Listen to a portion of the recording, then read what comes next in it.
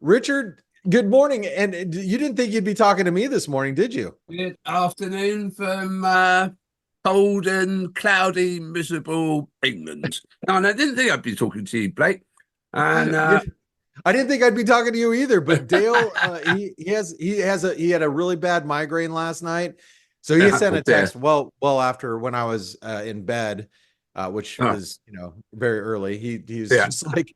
He was like, "Hey, I had a really bad night. I'm not gonna be able to make it tomorrow." He's been dealing with this all week, so here we are talking again. And I want to make sure that everybody knows this. If you, I don't want to rehash what we talked about yesterday, No, but but but you're going to. I'm just gonna say, please listen to Richard on this Trader Summit interview. I'm just gonna go ahead and post this in the chat box so everybody has this. Here, make sure you guys all go here and listen to Dickie Matthews and what he has to say about Bitcoin, because I don't want to ask you about Bitcoin this morning. Okay. We're Okay. not going to talk about Bitcoin, even though you're the We're Bitcoin not going to talk whisperer. about Bitcoin. No. I'm not No. going to talk No. about Bitcoin. Let's talk about Ethereum. I'm just kidding. No. What I'd like to talk about this morning is I want you to elaborate, since you live in the UK, like K-Man, who was just here, but you live in the UK, and some of our staff live in the UK as well. You have a little bit different view on why sterling is trading so heavy. Now, right now it's trading heavy because of the dollar phenomenon at the moment. But why is sterling overall trading so heavy? And I'm going to put up just pound futures and put up this chart here. You're on mute. You're muted again. You're muted. What's going on? Okay. As you know, I've got a really bad throat, so I apologize, and it hasn't got any better overnight. So that's why I'm only gonna keep you for about 15 minutes this morning anyway. it's So why we're good. why I sound like Rod Stewart at the moment, but you certainly don't want me singing. You're almost as sexy as Rod Stewart there, Dickie Matthews. Now, just before we start, why is the dollar so strong? Off the back of the PPI figures, do you reckon today? Oh, yes. Well, no, we had the retail sales today, right? We had retail sales out of the UK earlier, so it pushed up sterling a little earlier this morning, but then it slumped because of obviously the US PPI. So, do you think those? You know what I'm going to on this, don't you? Do you think those US PPI numbers are pointing that inflation's back? Yeah, I do. You just you do a little simple addition between CPI and PPI, and you're going to come up with a PCE number that comes in a little hotter than the Fed's going to be comfortable with, right? Yeah. So no drop in interest rates for the foreseeable future. If not, I still think there could be a hike. That I know you like to toot that horn when you're when you're on a hot streak right now, but I do agree with you as far as the market is obviously and I'd love to see what the curve is right now and what interest rate pricing is right at this moment. But I know that expectations have come down dramatically. Actually, Jim, here, let me pull up this chart. This is from Jim Welsh yesterday, and I'm gonna steal his little bit of his information. And this came from Jim. Let me just show you really quick. This is a good chart because it's shifted even more. You can see interest rate expectations, cut expectations has dropped dramatically here. And again, I'm taking this from Jim Welsh Macro, because I interviewed him yesterday as well. And I just want to show you that because it's even gotten more dramatic as of this morning. So you're seeing interest rate changes, but cable has been heavy overall. I mean, you look sterling overall, and it's failed to really rally with the euro. So what's up with that? I dodged the question in the first point. As we were talking about last night, that there's some other factors starting to play actually in the markets generally, not just in sterling. It's a big electoral year this year. We've got an election over here. They can push it to January next year. I don't think they will. It'll almost certainly be November, December. Excuse me. You've got an election in the States. So this is starting to play into the markets a little bit. There were two by-elections last night in the UK. Conservatives got absolutely smashed. However they want to, whatever they want to say, that it was a really bad night for them. It looks nailed on to me that the Labour Party will get into power. And traditionally, Labour Party is a party of spend, spend, spend. And traditionally, you are short of sterling on the back of it. They have some madcap politicians. I'm not saying the Conservatives don't. They have some madcap politicians involved in it. And I just think generally people go, we don't like this. Let's get out of here. And I think that's sitting on top of sterling a little bit. I think the Bank of England, I know we were talking last night about how political it's really, really difficult now for anyone. The closer we get to November, the more difficult it becomes for a central bank to cut rates, because they can say, "Oh, you're only doing that to get Biden re-elected. Oh, you're doing that to get the Conservatives in."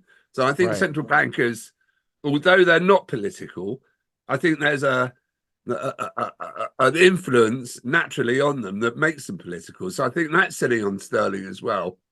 But generally, I've quite liked sterling up until quite recently, and I just think there's this political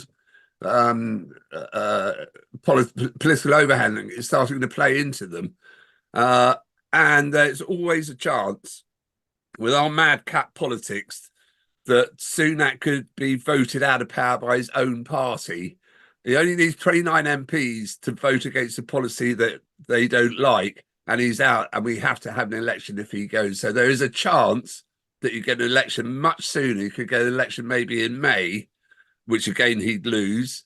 So I just think the political problems here are starting to sit on top of cable. Well, actually probably on top of sterling, but in particular on top of cable.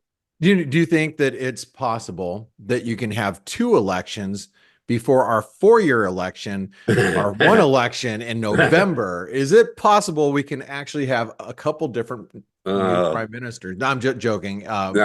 Maybe actually, I am, or I'm not. I'm not sure. I'm not sure you are joking, are you? Okay, so it sounds like a real crap show as far as politically in the UK, and that's obviously one of the things that's going to weigh on the sterling. So I mean, you look at the euro sterling quite a bit. If the euro is rallying above sterling, what does that even tell you about sterling? Yeah, absolutely. I mean, as you know, I am a perpetual loather of the euro, and it just shows how weak. That was a very moderate statement of my feelings about the euro. I think that just shows how weak sterling is. Yeah. If the euro, to me, Germany's in real problems economically, and they've always been, well, traditionally the powerhouse of the euro. I think if sterling, is weak against the euro, then that's not good news. Now, one of the other things I wanted to talk with you about today, just because I was thinking about this when I'm like, oh crap, I gotta talk about Richard. What didn't we talk about yesterday? You have been a very staunch dollar bull throughout the course of this year. I since the beginning of the year, and rightfully so. The dollar has really responded in 2024. Over the course of 2023, we saw that U.S. dollar exceptionalism kind of wane. People are like, "Oh, okay, U.S. economy is going to slow down." Yeah. You're going to see rate cut expectations come in line with everybody else, the rest of the world, which it did. The dollar kind of suffered as a result. But now you're seeing the U.S. exceptionalism story come back into play, and you've been ahead of that. You've been talking about it, for the last several weeks. Is this going to be again the story, maybe even the first half story of 2024?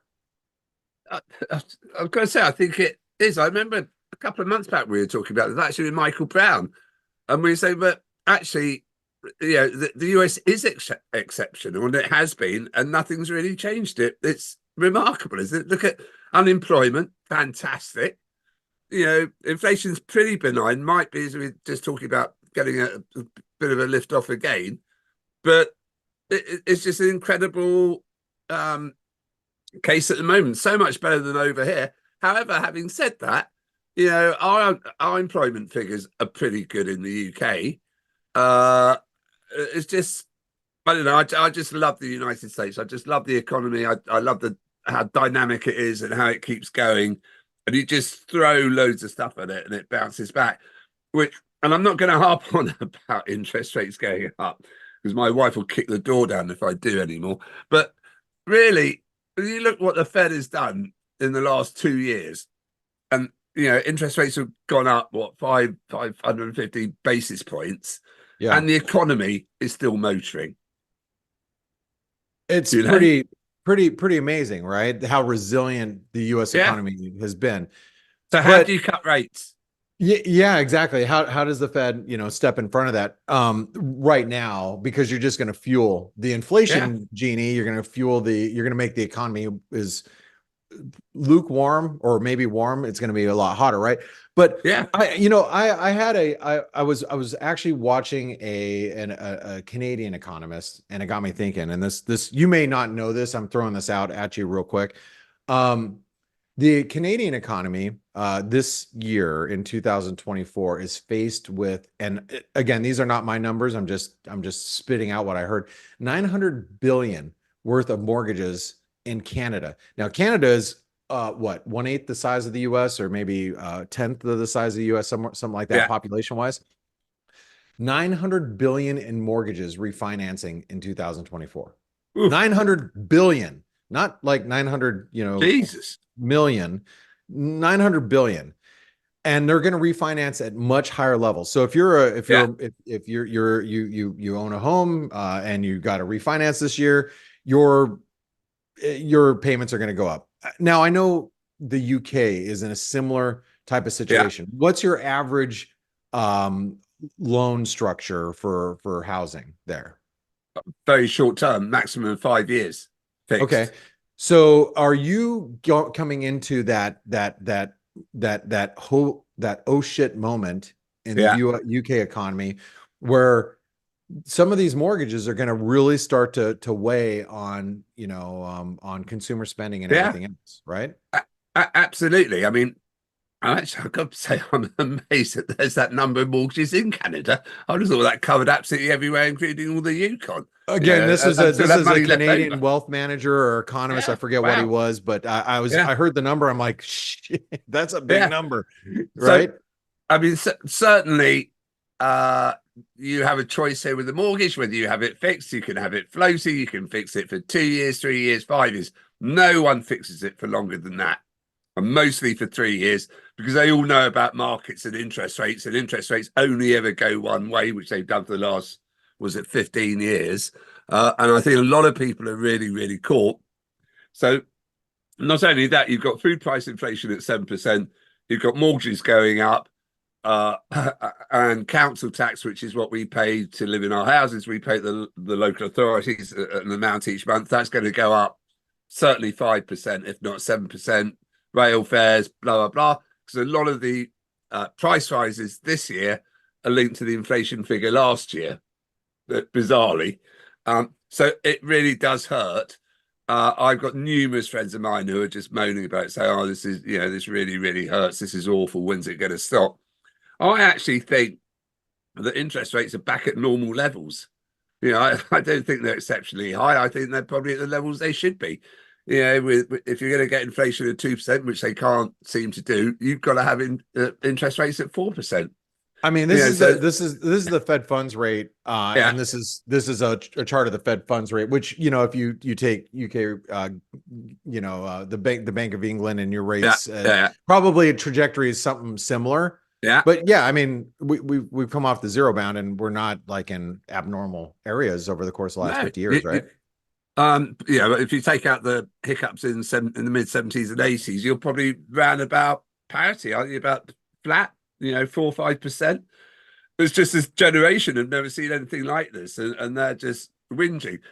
But I also think there's a deeper problem than this. There's the problem which I think started in China, and I'm not talking about COVID, with commercial property. And I think that's now starting to spin over into the US. and I think it's spilling over into certainly into Germany. There's one or two, I wouldn't say rumours, but there's one or two questions about some of the regional banks' investments in a commercial property, and again that will affect property full stop. So I think that there's an issue with property. The disposable income is dropping massively, which should cap inflation. But as I said last night, and I have to be very careful, especially with the cold saying his name, Chancellor Hunt, not to have too much alliteration, was saying that isn't it great that wages are going up at 6.3%, which is beating inflation. But actually, yeah, it's beating inflation, but you're feeding it. So that there's still a problem in this country with inflation. There's a problem with housing and mortgages, and I guess it must be the same in Canada, but Yeah, not in America. I But not in mean, America. I would say worldwide, right? I mean, it's Yeah, shifted, the markets globally, and the work from home phenomenon. I mean, shoot, I could tell you how many around my neck of the woods, how many empty office buildings that we have. yeah, yeah. It's crazy. But But the tough thing for economists, right? A lot of these are really hard to gauge from a balance yeah, sheet point of view. Who's holding what, and yeah, that's why it's like that house of cards that you don't see, that's behind the yeah. smoke and mirror somewhere. And I don't know how to gauge it personally. So But do you think that you're in the States, and correct me if I'm wrong, you take a mortgage out and it's a real long-term mortgage, isn't it? yeah, I mean, I've got a 30-year mortgage that's sub 2.75%. So So why would you move? there's no reason for me to move. I'm literally making money sitting here based Right. on inflation. So, So, like, so does that, if you extrapolate that across the US, does that feed the exceptionalism that we're talking about, the stability of the US mortgage market? yes, while the US economy jobs market is good. So here's the rub, Richard, is that while our US economy is powering ahead with jobs, you're not forcing anybody to move. But Yeah, if I can't make my mortgage payment because I lose my job, then we have a problem, and that's why and this goes in a whole different conversation as far as jobs. I ask a lot of people. I tend to know a lot of people. I ask a lot of people just kind of where they sit on certain things. And what I've found is a lot of people had great jobs. They've lost their great jobs. Like, maybe it's some sort of white collar job that pays, $80,000 a year. But to compensate for that job loss, what they do is they pick up a couple of jobs, running groceries around for Instacart, and then working at Home Depot or Walmart or whatever the yeah, case may be. And so jobs are aplenty, especially the lower wage income earning jobs. So I can pick up a couple of jobs and really, come away unscathed at this point. But those are the jobs that are going to get cut first should the economy slow. And that's the cliff that I see of the U.S. Jobs market. Is we're sitting on a cliff with a lot of these jobs that have been created that are not the high paying jobs. So if we yeah. start losing them, they're gonna come in spades, and that's the risk I see. Where are the high paying jobs, do you think? What are the high paying No, jobs? where are they? I don't know. I don't know. Like talk to, for example, I look at my brother-in-law I was just having this conversation with last weekend, who's an engineer, and they had to let a couple civil engineers go. And those guys and gals get paid, nice chunk of money. He's like, well, I'm just picking up the work because he's, his team leader on, you know, 200 $500 million projects. He's like, well, I just pick up I just work a little bit more, kind of attitude. So I don't know. Like, where do those Yeah. people, I don't know. It's hard I to, wonder if how many jobs are going to go to AI and what yeah. that does, and whether that's inflationary. Yeah. Greg asked Blake, who was the Canadian economist? I don't know, some dude on Blockworks, or, one of the macro, podcasts that I was listening to. He's like some wealth manager out of Canada or something. I forget. I'm not good with people's names. I don't even remember, Richard Matthews' name half the time. Just kidding, just kidding. Dude, Yeah. you and I are like buddies. We talk like literally Listen, every week. Anyway, listen, just wait till we do the next one with Michael Brown and my grandson. You'll yeah, remember my name after that. yeah, all right, all right, and that fair enough. So, hey guys, I want to say, Richard Matthews, he's a hell of a guy. Obviously, you've been listening to him now for the last 25 minutes or so. I love interviewing him. I love the fact that we get a chance to meet usually every week, every 2 weeks. You're over at one.io, and I Yeah. don't want to give away your thoughts on Bitcoin. Make sure you guys listen to that interview. But you don't think Bitcoin's going down, do you? Well, I think you Just might see a little retracement, but over a year, no. okay. Well, you got a guy that Richard Matthews that works at one.io that has his ear to the wall, listening to what's happening in the crypto space. So I think you should be paying attention to what Richard knows. So, Richard, what's the best way for traders to follow your work? You can find me on Twitter, which is at Dickie Matthews with a 5 instead of an S, or at one.io. And it won't be much about this Uh, afternoon. I'm just going to go and cough away. you're at Dickie Matthews 5. Where, No, Dickie Matthews instead of the S is a 5. there you That's go. it. Yeah, if you want to follow Richard, and that is a picture of you swimming. That's picture me swimming. Yeah, having come out looking pretty cold. Are you kidding? That looks like, I mean, it gets below 75 degrees here, and I'm putting on my Look, snow mittens. Yeah. That's. I think that was about 5 degrees in the water and probably freezing outside. That looks like ice caps over there. No, they're not ice caps. There might be ice on top of the wood. Oh, all right.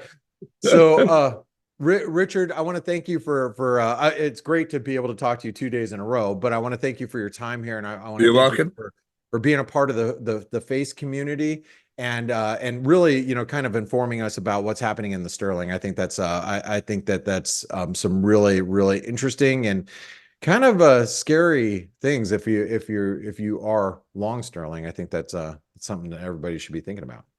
I've just actually seen a question pop up. So on Patrick Bold, I haven't got my correct glasses on. Patrick Bolgers, so great sub about the picture on my Twitter. There's actually a Lego model of the yellow submarine. Hey, look, the Beatles, right? Beatles in front of it. that's I love awesome. Lego. I love Lego. I have to also say some unknown facts about Richard. Richard's owned some really awesome cars over the years. If you're a motor nut, you should chat with Richard sometime because he's owned some pretty cool vehicles over the years. So, but those were the days. Listen, I'm going to go and cough away. You have a great weekend, guys, and a good day's trading, and enjoy President's Day. thank you, Richard. Well, and thanks for the reminder. I totally forgot it was coming. So, hey, have a great one, and thank you for spending your time with us, and everybody have a great weekend. Make sure you check out ForexAnalytix when you get an opportunity. Come join in the chat room. Join myself, Steve, Ryan, K-Man, all the traders that are in there. Come chat with us. That's where we're at all day long. So I'll see you guys, those of you in the community. I'll see you on the Morning Edge in about 15 minutes. Richard, have a great weekend, my friend. See you on my birthday. Have fun. All right. Cheers Yeah, now. we'll see you on your birthday. That is correct. All right. Cheers, Blake. Bye-bye now. Cheers. Thanks. Bye-bye now.